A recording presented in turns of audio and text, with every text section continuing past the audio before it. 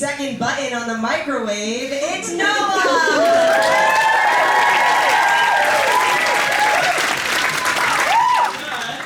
Hi, I'm Noah. This is my senior year. I guess. Alright.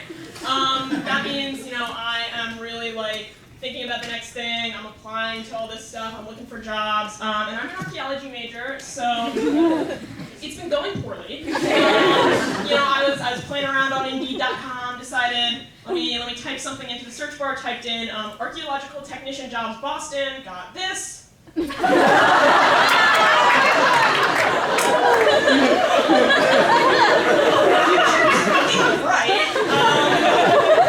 I have a really good feeling about where my life is going.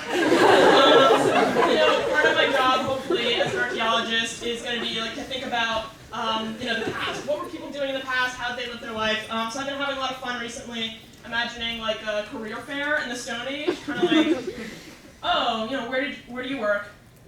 Black Rock. Oh.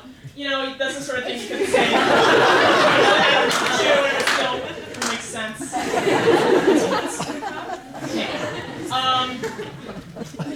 I think maybe I've been leaning a little too far into that, doing a little bit too much of the historical empathy thing, because, there's no easy way to say this, but recently I had a boil on my leg. And, the skin thing from the Bible, okay. Before anyone gets too scared, it was really not a big deal. It was like Band-Aid, disappeared in 2 days. I really think that the Egyptians were completely overhyping boils. And, at this point, we've got 7 plagues to check off the list. Because, blood, lice, kind of we've covered that. Kind of middle school situation. I went to health services. I was a little freaked out, so I was like, I'll get this checked out. I went to health services, and they're like, since it's on your leg, you gotta change, so, here you go. And they handed me a pair of shorts to change it to. Haven't seen anything like that before or since. Interesting. But honestly, it was also a little validating, because I think they saw me, and they're like, oh, this one's too masked for the gown. Let's get him in a Bermuda-length short.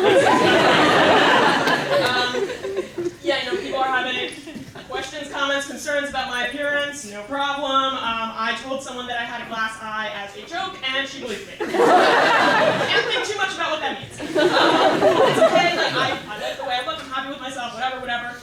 It causes problems. It's fine. One time, this was freshman year, I was with my dad, and we get into an elevator in this building, and there's another guy in there. And the guy turns to my dad and he goes, "So is that your son?" Or your wife? Okay.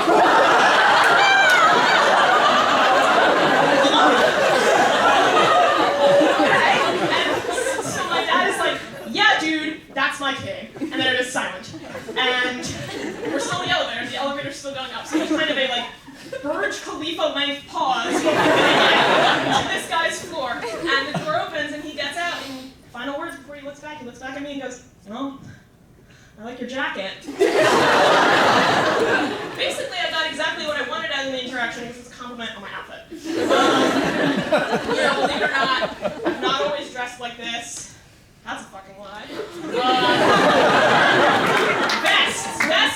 I am a day one fucking vest wearer, cradle to grave, vest. I can't get enough. If I could wear a vest every day, I would. I've been really interested lately in the vests that they give you at the dentist office for the x-rays. Those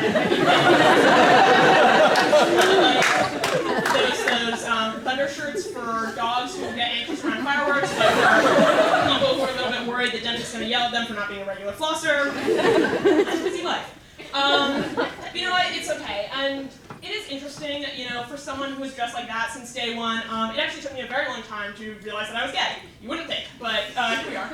And it was just very confusing. It took me a long time to figure out. The first time it crossed my mind was one summer in middle school. I had a dream. I was making out with a female celebrity. We've all been there. And I just have to put out some context before I say who it was. It was 2016. I had just seen the all-female Ghostbusters reboot. I was making out with Kate McKinnon.